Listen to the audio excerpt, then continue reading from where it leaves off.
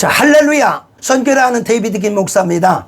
오늘 영적 과장 시리즈 두 번째 시간, 하나님의 자랑거리, 바로 욥이라고 하는 사람에 대해서 잠깐 살펴보고자 합니다. 오늘 하늘나라에서 어전회의가 열리고 있습니다.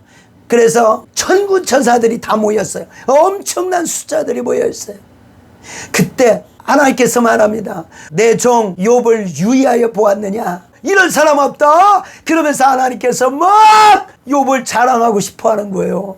여러분, 우리 한번 이런 사람 되기를 원합니다. 하나님이 막 자랑하고 싶어요.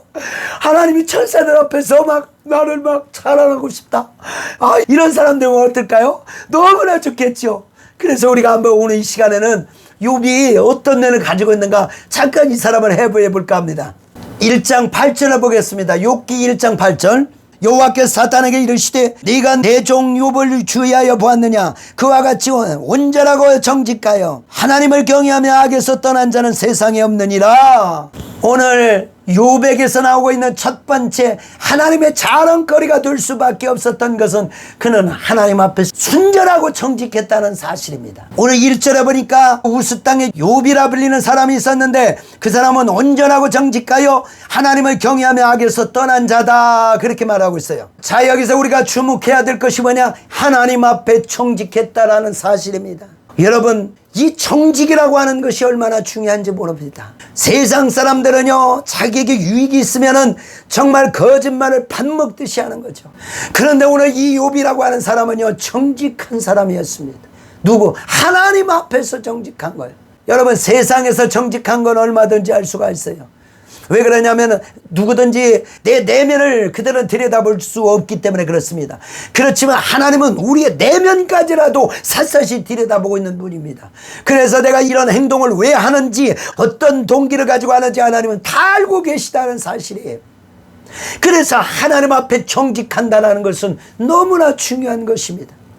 하나님이 다윗을 사랑했던 것들 중에서 정직해서 후세 사람들에게 말합니다. 그는 다윗과 같이 정직하여. 그래서 우리가 정말로 하나님 앞에 정직한 것이 중요한 것입니다. 거짓된 삶이 아니라 정말로 하나님 보시기에 스탠다드, 정확하게 잣대와 같은 그런 모습이 돼야 돼요. 그리고 이 욥의 삶이라고 하는 것은요, 언제나 하나님을 인식하며 살아갔다는 사실입니다. 그걸 어떻게 알 수 있어요? 5절에 보니까 욥의 행사가 항상 이러하더라. 그는 그 잔칫날이 되면 욥이 그들을 불러다가 성결케 하되 아침에 일어나서 그들의 명수대로 번제를 드렸으니 이는 욥이 말하기를 혹시 하나님을 배반하였을까 하미라. 욥의 행사가 항상 이러하였더라. 여러분, 욥이 정말로 재물이 많다 보니까 또 사람들이 많다 보니까 수도 없는 행사를 많이 하게 됐죠. 근데 그 자녀들을 불러다가 항상 교육시킵니다. 정직하고 하나님을 경외하고 악에서 떠나야 된다. 그는 자녀들에게 그렇게 가르쳤겠죠. 그러나 그것으로 그치지 않고 그들이 행사가 마친 다음에는 하나님 앞에 산 제사를 올리더라 이거예요. 혹시 그들이 알고 모르고 지은 죄가 있을지 모르니까 하나님께 그런 모든 더러운 것들을 털어내는 작업을 하더라. 욥의 행사가 항상 이와 같았다, 성경은 말하고 있습니다. 여러분은 얼마나 하나님을 인식하며 살아가고 있습니까? 그런 아주 작은 것이라 할지라도 놓치지 않고 정말 하나님께 잘못한 것이 있으면 회개하고 하나님께 예배드려 털어버리는 그런 신앙을 가지고 있었던 것입니다. 그래서 욥의 삶을 들여다본 순전하고 정직한 삶. 그리고 두 번째, 오늘 욥에게서 우리가 배워야 될 두 번째는 뭐냐? 욥의 신앙은 한결같은 신앙이었다 이거예요. 그는 많은 재물을 가지고 있을 때도 하나님을 잘 믿었습니다. 여러분, 부자가 하나님 잘 믿기는 어렵지요. 그런데 욥은 수많은 재물을 가지고 있음에도 더 잘 믿었어요. 그런데 오늘 하나님께서 그 모든 재물을, 그 가지고 있던 모든 것을 다 뺏어버렸죠. 그럼에도 불구하고 그는 변함없이 하나님을 믿고 신뢰하더라 이거요. 흔들리지 아니하는 신앙.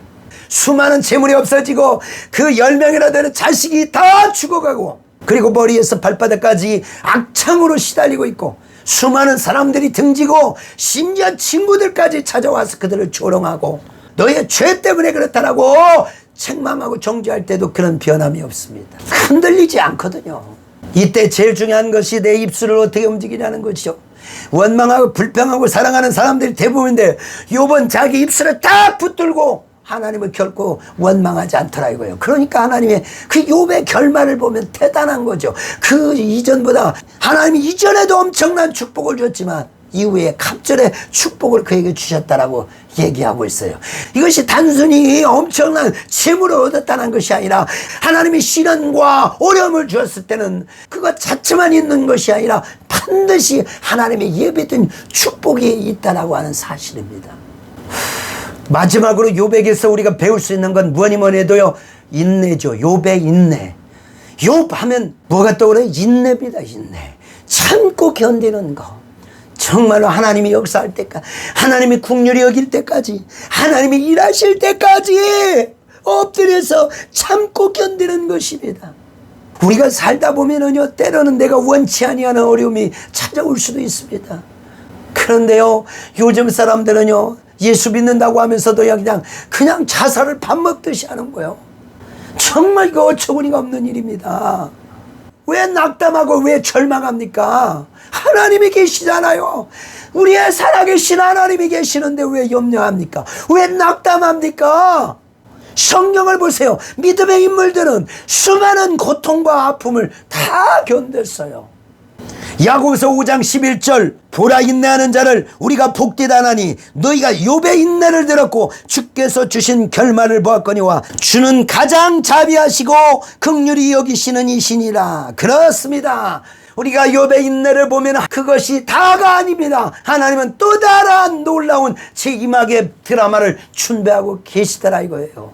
여러분, 우리가 이것을 안다면 이 세상에 당하고 있는 이까짓 그 어려움 못 견디겠습니까? 이거 못 이기겠어요? 다 우리를 이길 수 있어요. 그래서 제가 언젠가요, 작년인가 언젠가 총신대를 지나가는데 보니까 거기 정문에 그렇게 써 있더라고요. 이것 또한 지나가리라. 그렇습니다. 이것 또한 지나가는 거예요. 여러분, 욥의 고난이 아무리 어렵고 죽을 것 같아도 이것 또한 지나가리라. 이 어려움 뒤에는 놀라운 반전의 역사가 일어날 줄 믿습니다. 오늘 어렵습니까? 오늘 참고 견딥시다. 오늘 여러분 어렵습니까? 정직하기만 하면 됩니다. 오늘 우리의 삶이 정말 고달프고 힘듭니까? 그래도 우리는 한결같아야 돼요. 정말 여러분 어려운 고난을 당하고 있습니까? 인내하면 됩니다. 하나님은 이런 사람을 분명히 찾고 계실 것이고, 오늘 여러분이 하루 이렇게 승리하며 살아간다면 하나님께서 여러분을 통해 놀랍게 역사해 주실 줄 믿습니다. 할렐루야.